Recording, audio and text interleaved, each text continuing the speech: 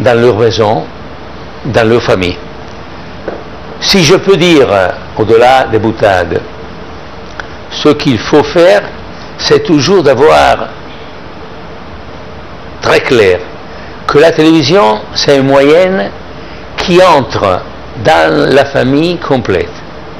Qu'un père, une mère regardent chez eux, ensemble, à leur fils. Dans la télévision ne doit passer rien qui peut gêner le père, la mère, et qu'ils ont honte de regarder ensemble avec les fils, et qu'ils ont peur de faire voir à leur fils. Ça, c'est quelque chose de fondamental que vous devez toujours avoir présent, malgré votre volonté d'être plus moderne et d'aller vers le futur.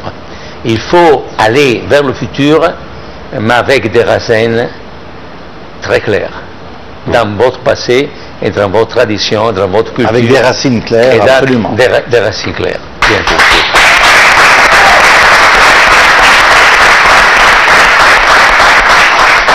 Vous savez la fascination qu'ont les Maghrébins pour l'Italie. Qu'est-ce que vous pensez de l'immigration et de l'immigration clandestine surtout, qui fait des milliers de morts malheureusement? Ça, c'est la chose la plus terrible, c'est le fait des organisations criminelles qui sont beaucoup et beaucoup et beaucoup. M. Ben Ali aujourd'hui m'a parlé autour de 300 organisations qui ont été découvertes par la police de votre pays, et sont des gens qui profitent de l'espoir des autres, des gens qui sont dans la misère, qui veulent donner à soi-même et aux gens qu'ils ont dans le cœur un futur meilleur. Et alors il donne confiance à des gens qui, avec des bateaux qui ne sont pas sûrs, vont dans la mer, et ça veut dire qu'il y en a des tragédies à chaque instant. Et ça, il faut le combattre. Il faut augmenter la possibilité des gens qui veulent essayer une nouvelle possibilité de vie et de travail, d'entrer dans la légalité en Italie et dans les autres pays européens. Et là, c'est ce que je veux augmenter, pas seulement pour l'Italie, mais pour tous les autres pays d'Europe. En plus, il faut dire que les Italiennes ont été un peuple qui a laissé l'Italie et qui a émigré dans les autres pays, surtout dans les pays d'Amérique. Et alors, ça nous donne le devoir de regarder aux gens qui veulent venir en Italie avec une totale ouverture de cœur, et de donner aux gens qui viennent en Italie la possibilité d'un travail, la possibilité d'une maison, la possibilité d'une école pour leur fils, et la possibilité d'un bien-être qui ait aussi la santé, l'ouverture de tous nos hôpitaux pour leurs nécessités. Et ça, c'est la politique de mon gouvernement.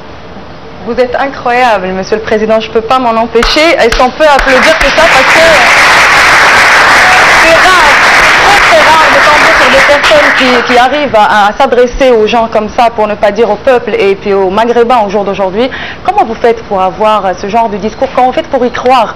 Parce que finalement, il faut bien y croire pour s'adresser à ce genre de personnes et les persuader de rester, d'y croire, de foncer, de s'accrocher et de ne pas justement tout laisser tomber un jour où ça ira mal pour quelqu'un et qui voudra justement immigrer et partir autre part. D'où vous vient cette énergie? D'où vous vient tout ça? Simplement du fait que je suis ce que je suis un homme du peuple. J'étais dans une famille qui a connu la guerre, la pauvreté, et j'ai un grand respect pour tous, à partir des gens les plus humiles et ils ont plus de besoins.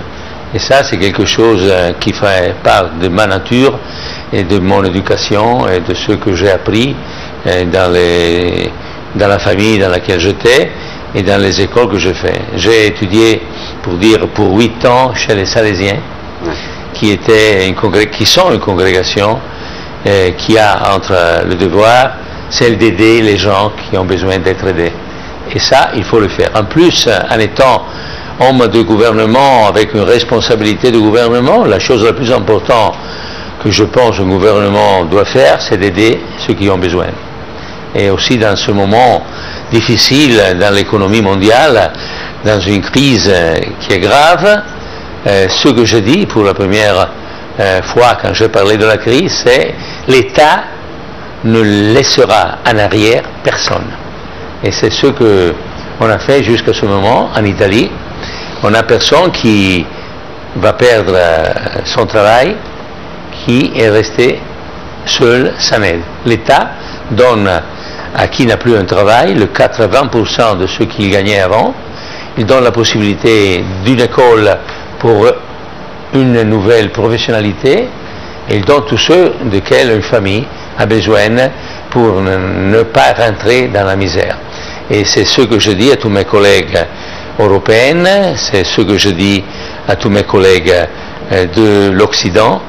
Je voudrais vous souvenir que j'ai été le premier, quand la crise a commencé, qui a dit en télévision, le gouvernement a le devoir de ne pas laisser faire faillite à aucune institution bancaire.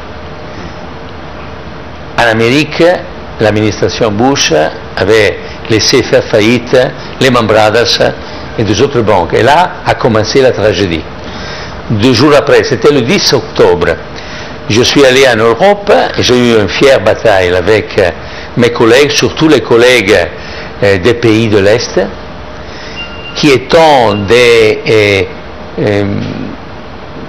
gens récemment convertis au capitalisme et au libre marché, pensaient que c'était un sacrilège que les gouvernements pourraient donner une aide financière aux banques pour éviter la faillite.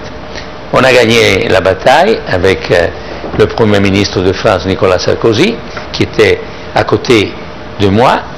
Je suis allé aux États-Unis le 16 octobre. J'ai parlé un jour avec le ministre du Trésor et avec George Bush. 48 après, l'administration américaine a décidé de mettre 700 milliards de dollars pour sauver les banques. Et à l'heure actuelle, sont plus que 400